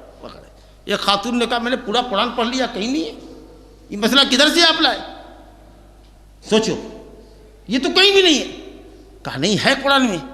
کہا میں تو پورا قرآن پڑھ گئی، کہیں بھی یہ مسئلہ نہیں ہے. کہا اگر تو نے قرآن صحیح سے پڑھا ہوتا، سمجھ کے پڑھا ہوتا تو اس میں یہ مسئلہ تم کو مل جاتا. کیا اللہ نے نہیں فرمایا وما آتاکم الرسول فخذوہ، میرا رسول جو کہے اس کو لے لو؟ یہ نہیں کہا ہے. اور نبی صلی اللہ علیہ وسلم نے ایسی عورتوں پر لعنت بھیجی ہے. تو گویا فرمود ہے رسول، فرمود ہے اللہ. آپ نے دین میں کے معاملے میں جو کچھ بھی فرمایا ہے وہ ایسے ہی جیسے کہ اللہ نے فرمایا. وما ینطق عن الہوی ان هو الا وحی یوحی. وہاں فیصلے لو کیونکہ وہ فیصلہ اللہ کا ہے اور رسول کا ہے. اور کمال تو یہ ہے، اللہ پر اتباع سنت کی بات ہو رہی ہے. اللہ نے کہا کہ میرے نبی کی پیروی ہی کل شریعت ہے. ومن یطع الرسول فقد اطاع اللہ ومن تولی فما ارسلناک علیہم حفیظا. سورہ نساء آیت نمبر 80 میں اللہ فرماتا ہے جس نے رسول کی اطاعت کر لی اس نے اللہ کی اطاعت کر لی. کیونکہ رسول کہتا کیا ہے؟ اللہ کی بات قرآن کہتا ہے، اللہ کی بات حدیث کہتا ہے، اس کے علاوہ تو کچھ نہیں کہتا. اپنی طرف سے تو کچھ کہتے ہی نہیں دین کے معاملے میں. وہ معصوم ہے، اس سے کوئی غلطی نہیں ہو سکتی. صحابہ کرام حدیث کو کچھ لکھا کرتے تھے تو ذرا سا سمجھتے تھے کہ مجلس میں گفتگو ہو رہی ہے تو کیا لکھیں، ہو سکتا ہے کوئی بات ایسے ہی بول رہے ہوں. آپ نے کہا لکھو، لا تکتبو، یہ نہیں کہا اکتبو انی کل شیء، ہر چیز لکھو. میری زبان سے کوئی غلط چیز دین کے معاملے میں نہیں کر سکتی. یار اس کی لگام اللہ کے ہاتھ میں ہے. جس اللہ نے قرآن نبی پر اتارا اسی نے اس کا بیان بھی اتارا. بیان حدیث ہے. تو دلیل سے فیصلہ کرو، نبی کو حکم بناؤ. آگے دیکھو علماء کی اطاعت واجب کب؟ جب وہ اللہ رسول کے دائرے میں ہو، اللہ رسول کی دلیل کے مطابق ہو. چلو مولویوں میں اختلاف ہے بہت سارے مسائل میں، کوئی کسی چیز کو حق کہتا ہے، کوئی دوسرا اس کی ضد کو حق کہتا ہے، کوئی ایک چیز کو حلال کہتا ہے، دوسرا عالم اسی چیز کو حرام کہتا ہے. اللہ رب العالمین نے فرمایا فَإِن تَنَازَعْتُمْ فِي شَيْءٍ کسی بھی مسئلے میں تمہارا اختلاف ہے، کسی بھی مسئلے، چھوٹے میں بڑے میں، کہاں چلو؟ فردوہ الی اللہ والرسول ان کنتم تؤمنون باللہ والیوم، اگر اللہ اور آخرت پر ایمان ہے، مومن رہنا چاہتے ہو تب، ان شرطیہ ہے، اگر مومن رہنا چاہتے ہو، دیکھیے کیسی وارننگ ہے، اگر مومن رہنا چاہتے ہو تو اختلاف ختم کرو اللہ اور اس کے رسول کی عدالت سے، قرآن اور حدیث میں جس کی تائید ہے وہ حق ہے، جس کی تائید قرآن حدیث سے نہیں ہے وہ باطل ہے۔ یہ نہ کہا کہ باپ کی بات لو اور بیٹے کی چھوڑ دو، اب بڑے امام کی لو اور چھوٹے امام کی چھوڑ دو، اب بڑے مولوی کی لو اور چھوٹے مولوی کی لو، یہ نہیں قرآن نے کہا اختلاف کا فیصلہ دلیل کرے گی، فَإِن تَنَازَعْتُمْ فِي شَيْءٍ فَرُدُّوهُ إِلَى اللَّهِ وَالرَّسُولِ، یہاں الی اولی الامر نہیں ہے، اولی الامر میں جب اختلاف ہو جائے فَرُدُّوهُ إِلَى اللَّهِ وَالرَّسُولِ، تو آخری عدالت اللہ اور اس کے رسول کی عدالت ہے، اگر مومن رہنا چاہتے ہیں تو۔ اللہ اکبر۔ تو یہ کئی آپ کے سامنے آیتیں آ گئی، اور اس کے علاوہ بھی اطاعت رسول پر بہترے آیتیں ہیں، وقت کم ہے اس لیے بات کو سمیٹنا بھی ہے۔ اس کی ضد، اطاعت کی ضد مخالفت، اس کے سلسلے میں بڑی وعید ہے۔ ابھی ایک آیت پڑھی گئی، فَلَا وَرَبِّكَ لَا يُؤْمِنُونَ حَتَّى يُحَكِّمُوكَ فِي الآیہ، مومن نہیں ہو سکتا وہ جو نبی کی پیروی نہ کرتا، اور اللہ کے نبی نے فرمایا، قرآن مجید کی آیت ہے، وَمَا كَانَ لِمُؤْمِنٍ وَلَا مُؤْمِنَةٍ اذا قضى الله ورسوله امرا ان يكون لهم الخيرة من امرهم۔ حضرت زینب بنت جہش کی شادی کا مسئلہ ہے، حضرت زید بن حارثہ آزاد کردہ غلام سے آنا کانی ہو رہی ہے، حضرت زینب بھی راضی نہیں ہے، گھر والے بھی نہیں ہے، حکم رسول ہے شادی کرنی ہے، پیغام پیش کیا ہے، لیکن ایسے معاملے میں بھی جب اللہ اور اس کا رسول فیصلہ کر دے تو کسی مومن کو اللہ رسول کے فیصلے کے بعد خود اس کے اپنے ذاتی مسئلے میں بھی اختیار نہیں رہ جاتا، مانے بغیر کوئی چارہ ہی نہیں، اگر مومن رہنا چاہتے ہو تب، نہیں اگر مومن نہیں رہنا چاہتے ہو تو آزاد ہو، لیکن مومن رہنا چاہتے ہو اللہ رسول نے فیصلہ کر دیا بات۔ وَمَن يَعْصِ اللَّهَ وَرَسُولَهُ فَقَدْ ضَلَّ ضَلَالًا مُبِينًا، نہیں مانو گے کھلی ہوئی گمراہی میں چلے جاؤ۔ اور ایک آیت اور دیکھیے سورہ نور کی آیت نمبر 63، فَلْيَحْذَرِ الَّذِينَ يُخَالِفُونَ عَنْ أَمْرِهِ أَن تُصِيبَهُمْ فِتْنَةٌ اور یصیبہم عذاب، جو لوگ نبی صلی اللہ علیہ وسلم کے حکم کی مخالفت کرتے ہیں ان کو اللہ کے عذاب سے ڈرنا چاہیے، اس بات سے ڈرنا چاہیے کہ کہیں وہ فتنے کے شکار نہ ہو جائے۔ رسول اللہ صلی اللہ علیہ وسلم کے امر کی حکم کی مخالفت کرتے ہیں، حدیث پیش کر رہے ہیں، اللہ اکبر، ایسے بھی لوگ آپ کے سامنے مل جائیں گے، کہیں گے بھائی حدیث تو ٹھیک ہے لیکن ہم فلاں امام کو مانتے ہیں، ان کا مسئلہ ایسا ہے، اس لیے بھائی ہماری مجبوری ہے۔ ایسا کہنے والے بھی بہت لوگ آپ کو ملیں گے، کہنے والے ایسے بھی لوگ ملے، عالم علامہ کہلانے والے لوگ ملے، کہا کہ قسم اللہ کی اگر کوئی حدیث آتی ہے، کوئی صحیح حدیث آتی ہے، قرآن کی کوئی آیت آتی ہے جو ہمارے امام کے مسئلے کے خلاف ہو تو ہم یہ کہہ دیں گے کہ آیت منسوخ ہے، حدیث منسوخ ہے، آیت حدیث کی تعویل کر دیں گے، کوئی اور معنی بتا دیں گے، اس کو منسوخ کر دیں گے، لیکن اپنے قول امام کو نہ چھوڑیں گے۔ سوچئے یہ کون سی فکر ہے؟ کیا یہ وہ فکر نہیں ہے جس فکر کی ترجمانی اللہ رب العالمین نے اپنے الفاظ کلام بلاغت نظام میں کہا ہے، اتخذوا احبارہم ورہبانہم اربابا من دون اللہ، اس سے بڑی بات کیا ہو سکتی؟ اور اس کے علاوہ حدیث ہے، من رغب عن سنتی فلیس منی، آپ نے فرمایا ترکتکم علی المحجۃ البیضاء، واضح شاہراہ پہ لوگوں میں نے تم کو چھوڑا ہے، اور اگر اس سے ہٹو گے، سنت کی شاہراہ سے ہٹو گے تو گمراہی کے کھڈ میں گر جاؤ گے، اس سے انحراف کرنے والا گمراہی میں پڑنے والا ہے۔ یہ اور اس کے علاوہ بہت ساری باتیں، اور اتباع بھی بات ختم نہیں ہوئی تھی، ابھی ایک جملہ اتباع کی اہمیت میں، آخری پوائنٹ کہ اتباع مومن کی شان ہے، اور اتباع کے علاوہ جو ہے وہ غیر مومن کی شان ہے۔ یہ ذرا سا جملے پہ غور کیجیے گا میرے، رب العالمین فرماتا ہے سورہ نور آیت نمبر 55-56 میں،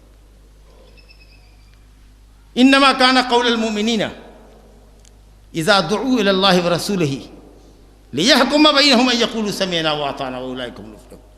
مومن کی شان یہی ہے، مومن کو صرف یہی زیب دیتا ہے کہ جب اس کو کہا جائے کہ اللہ کی بات مانو، رسول کی بات مانو، یہ اللہ کہتا ہے، یہ رسول کہتا ہے، تو بلا چون و چراس یہ کہے سمعنا وَأَطَعْنَا، بس ہم نے سنا وہ بھی کیا، اس کے علاوہ مومن کو اور کچھ زیب ہی نہیں دیتا۔ جہاں اعلیٰ کہانی تم نے کیا اور کہا یہ قول امام سے ٹکراتا ہے اور قول پیر سے ٹکراتا ہے، تو سمجھ لو تمہاری ایمان کی لوٹیا غرق تھی۔ یہ شان ہے مومن کی۔ مشرک کی شان کیا تھی؟ حق کے مقابلے میں ان کو باپ دادا کا طریقہ پسند تھا۔ اللہ اکبر۔ اس لیے اگر اس بات کو گوارا کر لیجئے، تلخ گھونٹ ہے گوارا کر لیجئے، اللہ کے گھر میں کہتے ہیں کہ اتباع مومن کی شان ہے، اور قرآن حدیث کے مقابلے میں غیر نبی کی بات ماننا مشرکین کی شان ہے، مشرکین کا شیوا ہے۔ اللہ تعالیٰ نے فرمایا سورہ یوسف آیت نمبر 108، قُلْ هَٰذِهِ سَبِيلِي أَدْعُو إِلَى اللَّهِ عَلَىٰ بَصِيرَةٍ أَنَا وَمَنِ اتَّبَعَنِ۔ غور کیجئے، کہیے اے نبی کہ میں تم لوگوں کو اللہ کی طرف بلاتا ہوں، اللہ کے دین کی طرف، میں اور میرے سچے جو متبعین ہیں وہ عَلَىٰ بَصِيرَةٍ، علم اور دلیل کی روشنی۔ تو دلیل کی روشنی میں بلانا اور دلیل کی روشنی میں عمل کرنا نبی صلی اللہ علیہ وسلم کا کام اور نبی صلی اللہ علیہ وسلم کے متبعین کا کام۔ گویا جو دلیل سے بات نہیں کرتا ہے اور بلا دلیل کسی کی بات لیتا ہے وہ نبی صلی اللہ علیہ وسلم کا حقیقی متبع نہیں۔ دعوے پر دلیل چاہیے نا، دوسری دلیل دیکھیں، وَإِذَا قِيلَ لَهُمُ اتَّبِعُوا مَا أَنزَلَ اللَّهُ، ذرا غور سے سنیے، وَإِذَا قِيلَ لَهُمُ اتَّبِعُوا مَا أَنزَلَ اللَّهُ قَالُوا بَلْ نَتَّبِعُ مَا أَلْفَيْنَا عَلَيْهِ آبَاءَنَا۔ جب ان کو کہا جاتا ہے آؤ منزل من اللہ شریعت کو مانو، جو شریعت اللہ نے اتاری ہے اپنی طرف سے، تو وہ کہتے ہیں کہ نہیں، ہم اس طریقے کو مانیں گے جو طریقہ ہمارے باپ دادا کا تھا۔ ایک کیسٹ میں سن رہا تھا، کوئی مقلد بڑے عالم تھے۔ اب مقلد کو بڑا عالم بھی کیسے کہیں، مقلد تو عالم ہوتا ہی نہیں۔ علماء نے لکھا ہے کہ التقلید وظیفۃ الجاہل، جو جاہل ہوتا ہے وہ مقلد ہوتا ہے۔ مقلد بھی ہو اور عالم بھی ہو، یہ بات سمجھ میں نہیں آتی، تناقض ہے۔ میں اس بات پہ بھی ذرا سا آؤں گا آپ کے ساتھ۔ تو کہہ رہا ہے کہ دیکھیے یہ غیر مقلد لوگ اس آیت کو پیش کرتے ہیں تقلید کے رد میں جو مشرکین کے لیے آئی ہے۔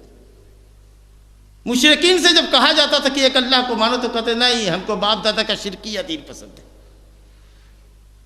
بھائی ہمارے ائمہ دین امام ابو حنیفہ، امام شافعی، امام مالک، امام احمد رحمہ اللہ اجمعین اور ان کے علاوہ دیگر ائمہ کرام رحمہ اللہ اجمعین، کیا منزل من اللہ شریعت کے علاوہ دوسری شریعت کی طرف بلاتے ہیں کیا؟ کہ یہ آیت چسپا کرتے ہیں ان پر؟ بہت سیدھا سا مختصر سا جواب ہے کہ یقیناً نہیں، لیکن مشرکین سے تھوڑی سی مشابہت ہے، اس لیے یہ آیت ہم پڑھتے ہیں، یا آگے چل کر کے کچھ اور مکمل مشابہت بھی دکھائیں گے آپ کو۔ مشرکین کیا کہتے تھے؟ اللہ رب العالمین کی توحید کے بھرمار دلائل پیش کیے جا رہے ہیں، کہا نہیں سب کچھ نہیں چلے گا، ہم سننے والے نہیں، ہم کو اس بات سے کوئی لینا دینا نہیں کہ ہمارے ماں باپ، ہمارے باپ دادا صحیح کرتے تھے کہ غلط کرتے تھے، وہ علم والے تھے کہ نہ تھے، ہدایت پر تھے کہ ضلالت پر تھے، اس سے اپن کو کوئی معاملہ نہیں، ہم کو ہمارے باپ دادا کا طریقہ پسند ہے۔ اگر آپ یہ کہتے ہیں کہ مولوی صاحب ہمیں دلیل سے مطلب نہیں ہے، ہم جس امام کو امام مانا ہے اس کو پکڑ لیا ہے، تو وہ دلیل سے بات کرے کہ بے دلیل سے بات کرے، ہم اس کی بات مانیں گے، تو کہیے یہ قدر آپ کے درمیان، دونوں کے درمیان مشترک ہوئی کہ نہیں؟ بس اللہ کے واسطے آیت اتری ہے ضرور مشرک کے حق میں، لیکن اگر وہی شیوا کسی مسلمان کا ہو تو کیا آپ کہیں گے؟ وہ بھی کہتے تھے کہ ہمیں اس بات سے کوئی مطلب نہیں ہے۔ اللہ نے کہا اولو کان آباؤہم لا یہتدون شیئا ولا لا یعقلون شیئا ولا یہتدون۔ اور سورہ مائدہ آیت نمبر 104 میں اللہ تعالیٰ نے فرمایا اولو کان آباؤہم لا یعلمون شیئا ولا یہتدون۔ سورہ بقرہ آیت نمبر 170، سورہ مائدہ 104، دو جگہ کی آیت پڑھی۔ چاہے تمہارے باپ دادا ہدایت، علم سب سے بے بہر ہو تب بھی، کہا ہاں تب بھی، پرواہ نہیں ہمارا باپ گمراہ تھا کہ کیا تھا، ہمارے امام نے صحیح کہا کہ غلط کہا، اتنے بڑے امام تھے، ہمارا حسن اعتقاد ہے۔ ارے بھائی کتنے بڑے بھی امام ہو، ہمالیہ پہاڑ کے اتنے بڑے امام ہو، رسول تو نہیں ہو سکتے نا بھائی، معصوم عن الخطا تو نہیں ہو سکتے۔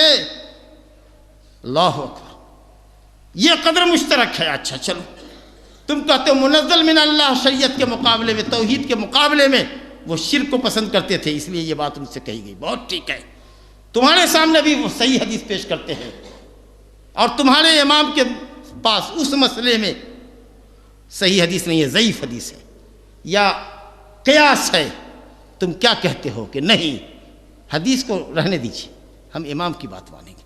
اب بتاؤ کہ منزل من اللہ شریعت کے مقابلے میں تم نے وہ بات مانی جو اوتھینٹک نہیں تھی، غیر منزل من اللہ ہے، تو منزل من اللہ کا مقابلہ، قرآن حدیث کی دلیل کا مقابلہ قیاسی باتوں سے کر رہے ہیں، تو آپ مشرکین کے طریقے سے ہوئے کہ نہیں ہوئے؟ کہ جنہوں نے حق اور ہدایت کو چھوڑا، کہا نہیں ہم کو وہی باطل طریقہ پسند ہے، آپ نے کہا نہیں ہم کو فلاں امام کا طریقہ پسند ہے، فلاں شیخ طریقت کا طریقہ، یہی ہے مشابہت، اور یہی تمام آیتوں کا جواب ہے۔ وَإِسْتَبَرَّأَ الَّذِينَ اتَّبَعُوا مِنَ الَّذِينَ اتَّبَعُوا وَرَأَوُا الْعَذَابَ وَتَقَطَّعَتْ بِهُمُ الْأَسْبَابُ۔ جب یہ متبوعین، یہ علماء جن کی آج پیروی کی جا رہی ہے، جن کی تقلید کی جا رہی ہے، ان مقلدین سے دامن جھاڑ دیں گے، یہ ہم منع کر رہے ہیں۔ متبوعین اپنے متبعین سے دامن جھاڑ دیں گے، برات کا اظہار، یہ مشرک کے مقابلے میں ہے جن کو لوگ اللہ کے علاوہ پوچھتے ہیں۔ کہا جن کو آپ اللہ اور اس کے رسول کے مقابلے میں جن کی باتوں کو بلا دلیل مانتے ہیں، وہ بھی انشاءاللہ کل قیامت کے دن دامن جھاڑ دیں گے۔ حضرت امام ابو حنیفہ رحمۃ اللہ علیہ فرما دیں گے کہ رب تعالیٰ میں نے ڈنکے کی چوٹ پر اعلان کیا تھا کہ جب حدیث صحیح مل جائے تو اسی کو ابو حنیفہ کا مذہب ماننا۔ میں نے یہ کہہ دیا تھا کہ جب کوئی قول میرا پاؤ جو اللہ کی کتاب اور خبر رسول صلی اللہ علیہ وسلم کے خلاف ہو تو میری بات کو دیوار پر مار دینا۔ امام شافعی کہیں گے رب العالمین میں یہ کہہ کے آیا تھا کہ اگر میرے مرنے کے بعد بھی کوئی حدیث آتی ہے سامنے تمہارے جو ہمارے قول کے مخالف ہے، ہمارے اصول کے مخالف ہے، تو ہماری بات کو دیوار پہ مار دینا، نبی کے فرمان کو لینا۔ امام مالک کہہ دیں گے میں یہ کہہ کے آیا تھا کہ ہم میں سے ہر عالم کی کچھ بات قابل اخذ ہے اور قابل تلقی ہے، لینے کے لائق ہے، کچھ بات رد کرنے کے لائق ہے، سوائے اس قبر والے کے۔ نبی صلی اللہ علیہ وسلم کی طرف اشارہ کیا تھا، تم نے ہم کو نبی کے مقابلے میں پیرلل کیوں بنا لیا؟ اور امام احمد کہیں گے کہ تمہیں کھل کے کہا تھا کہ لا تقلدونی ولا مالک ولا الاوزاعی، نہ میری تقلید کرنا، نہ امام مالک کی، نہ اوزاعی کی۔ خذوا الاحکام من حیث اخذوا، وہاں سے احکام لو قرآن حدیث سے جہاں سے ان علماء نے لیا ہے، تو جھاڑ دیں گے، آپ منہ دیکھتے رہ جاؤ گے۔ کہا دیکھو یہاں آگے ہے، وہ متبوعین جب دامن جھاڑ دیں گے تو متبعین کہیں گے اچھا وقالوا لو ان لنا کرۃ، کاش دنیا میں ہم دوبارہ آتے تو فنتبرأ منہم، تو ہم بھی ان مولویوں سے دامن جھاڑ دیتے۔ کہتے کہ نہ بھائی اب اللہ اور اس کے رسول کے علاوہ کہیں کچھ نہیں، ہم نہیں لیں گے جی ایسا۔ لیکن اب پچھتاوے کیا ہوگا جب چگ گئی چڑیا کھیت۔ کہتے ہیں مشرک کے لیے، ارے مشرک کے لیے، مشرک کے لیے تو ہے ہی، کام مشرکانہ ہے تو ہمارے لیے بھی ہے۔ یوم تقلب وجوہہم فی النار یقولون یا لیتنا اطعنا اللہ واطعنا رسولہ، جب جہنم میں رخ ڈالا جائے گا، ذرا سا جھونکا دیا جائے گا چہرے کو اٹھا کر کے آپ کے سامنے، نہیں دنیا میں اللہ تعالیٰ ہم کو پلٹا دے،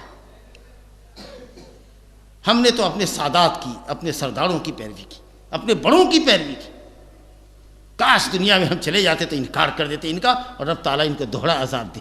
یقیناً یہ مشرکوں کے لیے بھی یہ آیت ہے، لیکن اگر آپ قرآن اور حدیث کے مقابلے میں اگر یہی طریقہ علماء حق، علماء ربانیین کے تعلق سے کرتے ہیں تو علماء ربانیین کا تو کچھ نہ بگڑے گا، انہوں نے تو دامن جھاڑ دیا، برات ذمہ کر لی، آپ پھنس جائیں گے، ہم پھنس جائیں گے۔ اس لیے میرے بزرگوں دوستو، اطیعوا اللہ و اطیعوا الرسول کا تقاضا تو یہی ہے کہ اللہ کا اور اس کے رسول کی بات کے مانا جائے۔ ائمہ کرام رضوان اللہ علیہم اجمعین سے بھی محبت کا لازمی تقاضا یہی ہے کہ ان کی وہ باتیں جو قرآن حدیث سے ٹکراتی ہوں، میل نہ کھاتی ہوں، یا قرآن و حدیث کے دلیل سے کے مخالف ہوں، ان کی باتوں کو اگر ہم رد کر دیتے ہیں تو عین ان کا احترام کرتے ہیں، کیونکہ وہ ان کے احکام منزل من اللہ نہیں ہیں۔ حضرت امام ابو حنیفہ رحمۃ اللہ علیہ اپنے شاگرد رشید ابو یوسف رحمۃ اللہ علیہ کو کہا کرتے تھے کہ کیا ہر بات میری لکھتے رہتے ہو؟ دیکھو نبی صاحب فرماتے ہیں میری ہر بات لکھ لو، میری زبان سے بجز حق کے کچھ نہیں نکلنے والا۔ امام ابو حنیفہ فرماتے ہیں جو بولتا ہوں سب مسئلہ لکھتے چاہتے ہو؟ ارے جانتے نہیں میں آج کی ایک بات کہتا ہوں، اقول القول اليوم وارجع عنه غدا، آج ایک بات کہتا ہوں کل پھر جاؤں گا، کل ایک بات کہوں گا پرسوں پھر جاؤں گا، سمجھ کے لکھو۔ کہتے تھے حرام علی من لم یعرف دلیلی، حرام ہے اس شخص کے اوپر جو ابو حنیفہ کے قول کی دلیل نہ معلوم کر لے، اس کی اوتھینٹسٹی معلوم نہ کر لے، اس کی صداقت معلوم نہ کر لے، اس وقت تک حرام ہے کہ اس کے اوپر وہ فتویٰ دے۔ یہ ہے ائمہ کرام رضوان اللہ علیہم اجمعین۔ میرے بزرگوں دوستوں، لوگ کہتے ہیں، گفتگو کو سمیٹتے ہیں، اب لوگ کہتے ہیں کہ چھوڑ دیے اس جملے کو، آخر میں اگر موقع ملا تو کہیں گے۔ ایک جز باقی رہ گیا تھوڑا سا، اہمیت کے تعلق سے بات تو آئی، تقاضا، ذرا یہ گفتگو رہ جائے، تقاضا کیا ہے؟ تو اس کو بھی نہایت سرل انداز میں مختصر 10 منٹ کے اندر میں آپ کے سامنے رکھیں کہ تقاضا نمبر 1 کہ جہاں جو متبع سنت ہے، اتباع سنت کا لازمی تقاضا ہے کہ جب اس کے سامنے صحیح حدیث آ جائے بلا چون و چرا اس کو مان لے، اور اس کے خلاف جو کچھ ہے اس سے دستبردار ہو جائے، اگر نہیں ہے تو جھوٹا پاجی ہے۔ نصوص کا احترام، دلیلوں کا احترام، اب اس میں درجنوں مثالیں ہیں، ایک آدھ مثال آپ کے سامنے دیتے ہیں، دو ایک مثال دیجیے۔ مسلم شریف میں روایت ہے، عبداللہ بن مغفل رضی اللہ عنہ کہتے ہیں، ان سے روایت ہے کہ انہوں نے ایک شخص کو، ایک نوجوان کو دیکھا کہ چھوٹی چھوٹی کنکریاں اچھال رہا تھا، یلم الخذف، چھوٹی کنکری پھینک رہا تھا۔ اب بس عمل ہے، اس سے نہ دشمن کو تکلیف پہنچتی ہے نہ کوئی شکار مرتا ہے، لیکن ہو سکتا ہے کہ کسی کی آنکھ میں لگ جائے تو آنکھ پھٹ جائے، کسی کے گھر کے شیشے پر اگر لگ جائے تو اس کا شیشہ بریکیبل اگر ہے تو ٹوٹ جائے گا، یہی ہو سکتا ہے۔ کہا نوجوان یہ کیا کنکریاں اچھال رہے ہو، غلط ہے، نبی صلی اللہ علیہ وسلم نے اسے منع کیا۔ نوجوان نے انسنی کر دی، کہا بڑھوا ایسے ہی بول کر کے چلا گیا، گئے ادھر، جب ادھر سے لوٹے تو دیکھا کہ یہ ابھی کنٹینیوسلی یہ کنکریاں پھینک ہی رہا ہے۔ کہا تم نے سنا نہیں کہ میں نے کہا کہ نبی صلی اللہ علیہ وسلم نہا رسول اللہ صلی اللہ علیہ وسلم سنگریزہ اچھالنے سے، کنکریاں پھینکنے سے نبی صلی اللہ علیہ وسلم نے منع فرمایا ہے، اور تم نے نبی صلی اللہ علیہ وسلم کے فرمان کو سن کر کے بھی انسنی کر دی۔ مسلم شریف میں روایت ہے، واللہ لا اکلمک ابدا، قسم اللہ کی میں تم سے کبھی بات نہیں کروں گا، قسم اللہ کی میں تم سے کبھی بات نہیں کروں گا۔ آپ سوچ لیجیے۔ اور دارمی میں روایت ہے کہ واللہ لا اشہد لک جنازۃ ولا اعوذک فی مرض ولا اکلمک ابدا، میں تمہارے جنازے میں نہیں جاؤں گا، اگر تو بیمار پڑ گیا تو کبھی عیادت نہیں کروں گا، اور زندگی بھر تم سے بات نہیں کروں گا۔ علامہ حافظ ابن حجر عسقلانی رحمۃ اللہ علیہ فتح الباری میں لکھتے ہیں کہ اگر کوئی یہ کہے کہ حدیث میں تو یہ ہے کہ اگر کسی سے جھگڑا ہو جائے تو 3 دن سے زیادہ ترک کلام اس سے جائز نہیں ہے، یہ کیسے زندگی بھر بات نہیں کریں گے؟ کہا سنو، وہ 3 دن کسی سے منہ پھلانے اور پیٹ پھیرنے کی جو بات ہے، ترک تعلق کی جو بات ہے، یہ ان معاملات میں جو ہمارے تمہارے ذاتی ہیں، لیکن یہاں دینی اور شرعی معاملہ ہے، تمہاری بدعت کا معاملہ ہے، تمہاری تقلید کا معاملہ ہے، تمہارے اعراض یعنی سنت کا معاملہ ہے، سنت سے تم اعراض کر رہے ہو، یہ تمہارا عمل ایسا ہے کہ اگر تم اپنی حرکت سے باز نہیں آئے تو زندگی بھر بات نہیں کرے گے، یہ غیرت ایمانی ہے۔ ہاں ہمارا ذاتی معاملہ ہے، تم سے جھگڑا ہے، زمین کا جھگڑا ہے، مال کا جھگڑا ہے، کسی بات پر کہا سنی ہو گئی تو زیادہ سے زیادہ 3 دن، تیسرے دن گفتگو کر لو، چوتھے دن اور جو سبقت کرے سلام دعا کرنے میں وہ اللہ کے نزدیک زیادہ محبوب ہے، لیکن دین کے معاملے میں اگر تم اپنی ہردرمی سے باز نہیں آتے، قسم اللہ کی ہم بھی تم سے زندگی بھر بات نہیں کریں گے۔ یہ مطلب کتنا اچھا جواب دیا ہے۔ دوسری روایت ہے جو دارمی ہی میں ہے لیکن اس کی اصل صحیحین میں ہے، حضرت عبداللہ بن عمر رضی اللہ عنہ فرما رہے ہیں کہ تم میں سے جس کسی کی عورت مسجد میں جانے کے لیے کہے تو تم اس کو نہ روکو، مشہور حدیث ہے، ایک مقرر صاحب ابھی بیان کر رہے تھے تو کہہ رہے تھے، مشہور حدیث ہے، لا تمنعوا اماء اللہ مساجد اللہ، اللہ کی بندیوں کو، باندیوں کو مسجد آنے سے نہ روکو، اگرچہ گھر میں نماز پڑھنا ان کے حق میں افضل ہے۔ کہا ان کے ایک بیٹے نے، عبداللہ بن عمر، قسم اللہ کی ہم اپنی بیوی کو روکیں گے۔ اللہ، بیٹا کہہ رہا ہے، بالغ بیٹا ہے، بیوی بچوں والا ہے، کہتا ہے ابا ہم ضرور روکیں گے۔ اللہ اکبر۔ تو حضرت عبداللہ بن فشتم ابن عمر شتمتن، ایسی گالی اپنے بیٹے کو دیا کہ ہم حدیث سنایا تم کو اور تم کہتا ہے کہ ہم اپنی بیوی کو نہیں جانے دیں گے، کیونکہ جائیں گی تو دھوکہ فریب کا کام کریں گی، راستے میں چل کر کے کدھر دیکھیں گی، کس کو نظر کریں گی، کدھر کیا کریں گی، مطلب آپ سمجھ سکتے ہیں اس زمانے کی بات ہے۔ ایک زمانہ کتنا فساد کا زمانہ ہے، اب تو اور کوئی غیرت مند آدمی نہیں بھائی نہیں جانے دیں گے، کوئی ہماری بیوی کو گھوڑے گا، کوئی ہماری بیوی کسی کو گھوڑے گی، ایسا کیسے ہوتا، کیسے نکلنے دیتے۔ حدیث کے مقابلے میں معارضہ کر رہا ہے، رائے عقل استعمال کر رہا ہے، عزت اور غیرت کی باتیں کر رہا، ایسی بری گالی دی کہ ویسی گالی عبداللہ بن عمر نے زندگی میں کسی کو نہیں دی تھی۔ اللہ اکبر۔ وما کلمہ، اور مسند احمد میں ہے کہ وما کلمہ حتی مات، اور زندگی بھر گفتگو نہیں کیا یہاں تک کہ مر گئے۔ کچھ علماء نے لکھا ہے کہ ہو سکتا ہے کہ 3 دن میں مر گئے ہوں گے، لیکن یہ تو 3 دن والی حدیث کے پیش نظر ہے۔ ہم کہا جب دین کی بات ہے اور دین کے معاملے میں آپ سے جھگڑا ہے تو 3 دن جیو کہ 30 دن جیو کہ 30 سال جیو، جب تک تم توبہ نہیں کرو گے اپنی حرکت سے باز نہیں آؤ گے، اپن بات کرنے والے نہیں ہیں۔ دارمی میں روایت ہے، حضرت عبادہ بن صامت نے کہا خبردار، ایک ملک کا سکہ 1 روپیہ دے کے 2 روپیہ نہیں لے سکتے تم۔ دوسرا آدمی کہتا ہے، عقل لگاتا ہے، اگر ہم راضی ہیں لینے دینے پر اس کا مثال کے طور پر نیا نوٹ ہے، 100 کا نیا نوٹ ہے، اپن کا پرانا ہے، وہ اگر کہے کہ نہیں بھائی 200 دے گے تم پرانا، تو ہم 100 نیا دیں گے، تو کیا ہر جگہ ہم لوگ چینج کرنے والے راضی ہیں؟ تم کہا ہم حدیث سناتے ہیں تم کو کہ نبی صاحب نے 1 درہم کو 2 درہم سے بیچنے سے منع کیا ہے، سودی کاروبار ہے، تو کہتا ہے کہ اگر دونوں فریق راضی ہے تو کیا حرج ہے؟ کہا لا یذلنی و ایاک سقف واحد، میں اور تو ایک چھت کے سائے میں کبھی نہیں رہ سکتے۔ اللہ اکبر۔ اقوال 1-2 ہیں۔ حضرت امام شابی تابعی ہیں، 500 صحابہ کرام سے ملاقات ہے ان کی، اپنے زمانے میں کہتے ہیں کہ ان کو ما حدثک ہؤلاء، یہ لوگ یعنی 500 صحابہ جو زندہ ہیں اور تابعین کتنے بڑے لوگ ہیں، کہتے ہیں کہ اگر یہ لوگ اگر نبی کی حوالے سے گفتگو کریں، نبی کی بات کہیں تو لے لو، لیکن اگر یہ لوگ اپنی رائے سے کچھ کہتے ہیں، اپنی عقل سے کچھ کہتے ہیں، فَأَلْقُوهُ فِي الْحَشِّ، پیخانے میں جا کے ڈال دو۔ کس کی بات کو؟ ان 500 صحابہ کی اور ہزاروں لاکھوں تابعین کی، کہ اگر ان کی بات نبی کی بات کے مقابلے میں آ رہی ہے، نبی کی بات کے مقابلے میں آ رہی ہے، تو ان کی بات کو اٹھا کر کے غلاظت میں ڈال دو۔ آپ 300 400 200 سالوں کے بعد والے امام اور عالموں کی اور 600 سال کے بعد آنے والے صوفیہ کی بات کرتے ہو؟ ارے وہی حضرت عبداللہ بن عمر ہیں جن کو یہ کسی نے کہا کہ تم یہ کہتے ہو کہ حج تمتع افضل ہے، تمہارے والد کہتے حج افراد افضل ہے، تو کہتے تھے کہ تم ہمارے باپ کی بات مانو گے یا ہمارے نبی کی بات مانو گے؟ اور حضرت عبداللہ بن عباس ہیں جو یہ کہتے ہیں عروہ بن زبیر کو کہ میاں تم حضرت ابو بکر کے عمر کے عمل سے اور ان کے فتوے سے معارضہ کرتے ہو نبی کی حدیث کا؟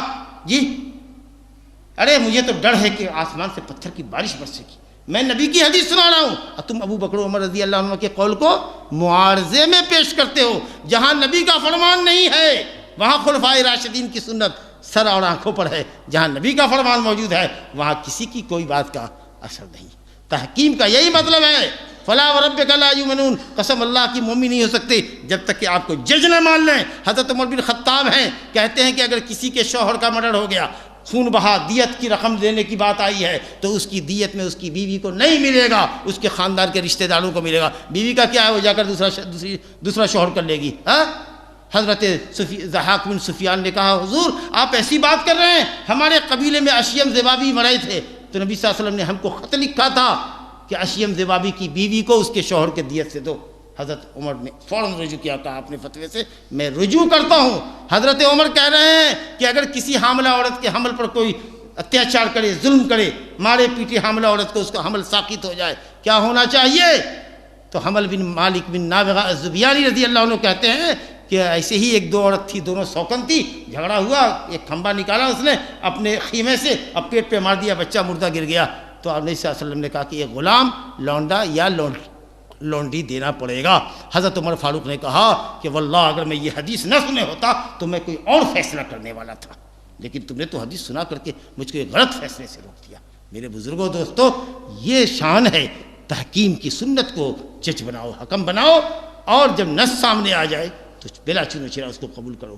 اور نبی صلی اللہ علیہ وسلم اللہ تعالیٰ فرماتا ہے لقد کان لکم فی رسول اللہ اسوۃ حسنہ، نبی صلی اللہ علیہ وسلم کو اپنے لیے بہترین اسوہ، آئیڈیل اور نمونہ بناؤ۔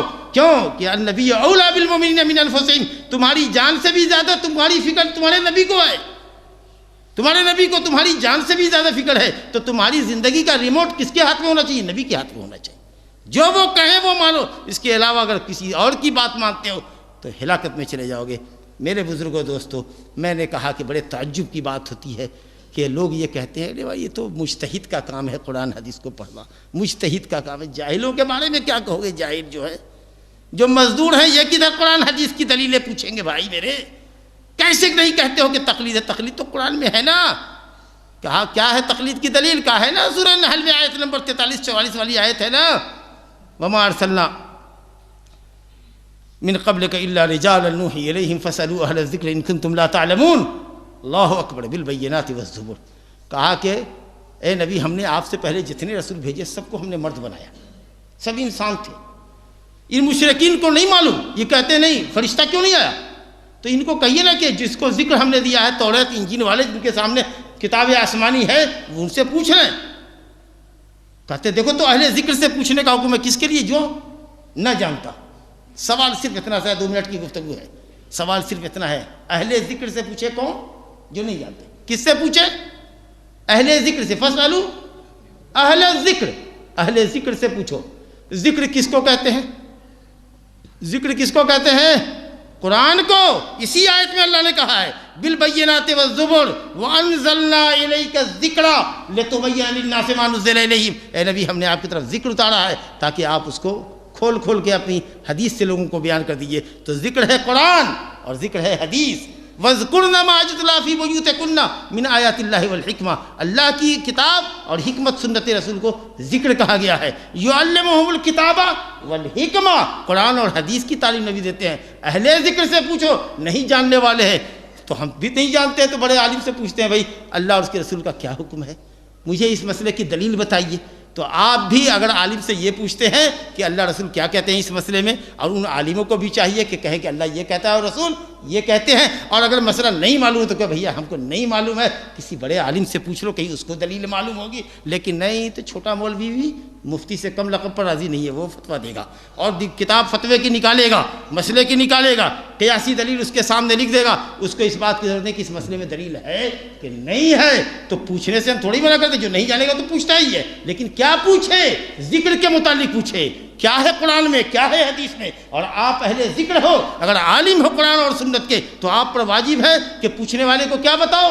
ذکر کے متعلق بتاؤ، کیا قرآن میں ہے، کیا حدیث میں منشن ہے، وہ بتاؤ، اپنی رائے اور اپنا فتویٰ۔ ہم نے تم سے تمہاری رائے نہیں پوچھی۔ حضرت امام شافعی رحمۃ اللہ علیہ سے ایک آدمی نے مسئلہ پوچھا، حدیث انہوں نے پیش کر دی، کہا یہ حدیث ہے۔ کہا حضور مگر آپ کیا کہتے ہیں؟ اللہ اکبر۔ کہا ہم سے پوچھتے کہ ہم کیا کہتے ہیں، حدیث سنانے کے بعد کہتے ہو کہ آپ کیا کہتے ہیں؟ ارے تم مجھ کو کسی گرجا گھر میں پاتے ہو کیا، یا کسی بت خانے میں پاتے ہو، یا دیکھتے ہو کہ میرے بدن میں زنار ہے، کافروں کی علامت لگی ہوئی ہے کہ میں وہ نہ کہوں جو نبی صلی اللہ علیہ وسلم نے فرمایا ہے؟ نبی صلی اللہ علیہ وسلم کی حدیث سنانے کے بعد بھی پوچھتے ہو کہ آپ کی کیا رائے ہے، آپ کی کیا رائے ہے؟ کیا تم مجھ کو یہودی عیسائی سمجھتا ہے؟ جو مومن ہوگا نبی کی حدیث کے سامنے اس کی اپنی رائے، سوال ہی نہیں ہے اللہ اور اس کے رسول کی رائے کے مخالف۔ ہاں جہاں اللہ رسول کی بات نہیں ہے عالموں سے پوچھو، مشورے لو، علماء کے سامنے مسائل لاؤ، نہیں ہے دلیل الحمدللہ اجماعی مسائل ہیں، اجماع میں دیکھو، اجماع بھی نہیں ہے تو قیاس کی جو بنیادی شرطیں ان پہ علماء گفتگو کریں گے، آپ کے سامنے لائیں گے۔ لیکن جہاں دلیل موجود ہے وہاں آپ اس طرح کی باتیں کرتے ہیں اور لوگوں کو بیوقوف بناتے ہیں۔ کیا پوچھیں؟ یہ اہل ذکر کیا بتائیں گے؟ بالبینات والزبر، بینات واضح دلائل کی روشنی میں آپ کو جواب دے، والزبر آسمانی صحیفے کی روشنی میں جواب دے۔ یہ بالبینات والزبر کے لفظ کو ہٹا دیتے۔ فاسألوا اہل الذکر، اہل ذکر سے پوچھو، عالموں سے پوچھو۔ اہل ذکر قرآن حدیث والوں کو کہتے ہیں۔ کیا پوچھو؟ قرآن حدیث پوچھو، وہ کس چیز سے جواب دے؟ بالبینات والزبر، واضح آیات اور واضح دلائل کی روشنی میں جواب دے۔ الحمدللہ ہم سمجھتے ہیں کہ کسی حد تک یہ موضوع واضح ہوا، بہت سی کچھ چیزیں اور بھی تھیں، لیکن بہرحال اخیر میں اللہ تعالیٰ سے دعا کرتے ہیں اللہم ارنا الحق حقا وارزقنا اتباعہ وارنا الباطل باطلا وارزقنا اجتنابہ ولا حول ولا قوة الا باللہ ولا حول ولا قوة الا بک۔ اے اللہ ہم سب کو حق دکھا اور حق پر چلا، اور باطل دکھا اور باطل سے بچا۔ اللہ تعالیٰ ہم سب کو کتاب و سنت کا شہدائی بنا۔ اللہ توحید پر، نبی صلی اللہ علیہ وسلم کی خالص پیروی پر قائم رکھ اور ایمان پر ہم سب کا خاتمہ فرما۔ اللہ تعالیٰ اس کانفرنس کے انعقاد کو اور اس میں ہماری شرکت کو، ہمارے بیان کو اور ہماری سماعت کو اللہ تعالیٰ ہمارے لیے اور دوسرے سننے والے تمام لوگوں کے لیے ذریعہ ہدایت اور ذریعہ نجات بنا، اور اس طرح کی کانفرنس منعقد کرنے والے کی حیات میں، ان کے اعمال صالحہ میں، ان کے کاروبار میں، ان کی روزی میں اللہ برکت عطا فرما، اور اس طرح کے اصلاحی جلسوں کو منعقد کرنے کی زیادہ سے زیادہ لوگوں کو توفیق عطا فرما۔ ربنا تقبل منا انک انت السمیع العلیم وتب علینا انک انت التواب الرحیم، وصلی اللہ وسلم وبارک علی نبینا محمد وعلی آلہ وصحبہ اجمعین۔